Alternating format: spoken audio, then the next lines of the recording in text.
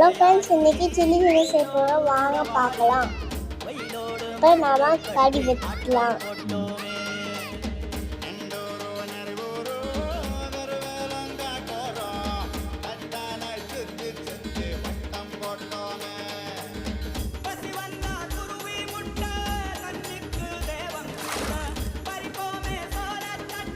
இப்போ மசாலா போட்டுக்கலாம்.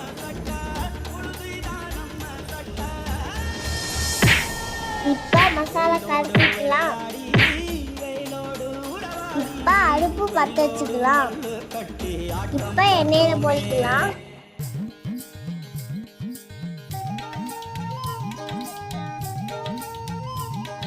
வாங்க சாப்பிட போலாம்.